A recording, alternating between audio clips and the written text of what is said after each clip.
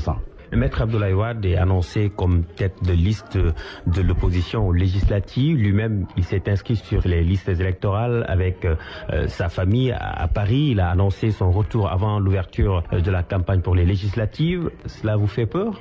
Franchement, on fait peur. Moi, je reconnais à Abdoulaye Wade sa liberté d'être candidat. Je reconnais à Abdoulaye Wade sa liberté de vouloir être tête de file, tête de liste. Bon, le parti ou les partis qui le mettront à la tête de la liste en tireront toutes les conséquences. C'est le droit le plus absolu. Moi, je ne voudrais pas inférer dans une décision qui appartient à des partis. La seule chose que je sais, ou je pense, du moins, si Abdoulaye Wade était mon père à moi, je ne lui aurais pas demandé à son âge de venir diriger une liste ici.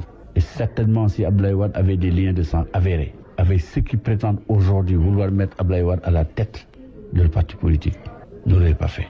C'est un aveu d'échec incroyable. Son fils a une ambition, Karim Wade. On ne parlait pas de son fils, on parlait d'Abdoulaye Wade. Tout au moins la question pour Abdoulaye Wade. Oui.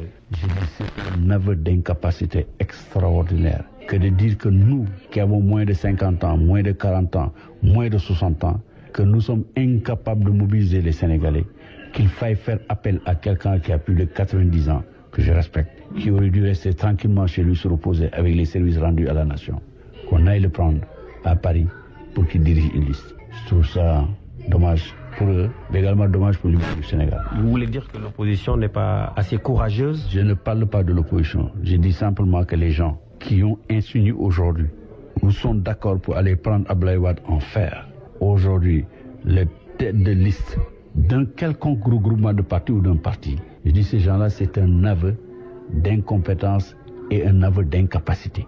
Pour, à leur âge, croire qu'ils ne seront pas à même de faire triompher les listes et qu'il faille faire appel à Abdoulaye Wade. Ça, c'est clair de mon point de vue. Et si j'étais moi, le fils d'Abdoulaye Wade, j'aurais demandé à mon père d'aller se reposer et de passer tranquillement le reste de ses jours, sage. Comme d'ailleurs ses fonctions et son âge lui en prescrivent l'obligation. La société civile est entrée dans la danse avec le mouvement Y en a marre qui a organisé un grand rassemblement à la place de l'Obélisque le 7 avril dernier. Il y a des coalitions qui se forment. Vous ne croyez pas que cette alliance autour de la société civile avec Y en a marre puisse changer les choses? Il le pense, sinon il n'aurait pas déposé une liste. Les résultats vont le montrer. Par contre, je vous dirais, le fil d'une réflexion que j'ai engagée il y a longtemps. J'étais pas ministre de la République, j'étais pas politicien. J'ai écrit un ouvrage en 2006, Une démocratie prise en otage par ses élites. Je le rappelle souvent. J'ai fait un raisonnement sur la société civile.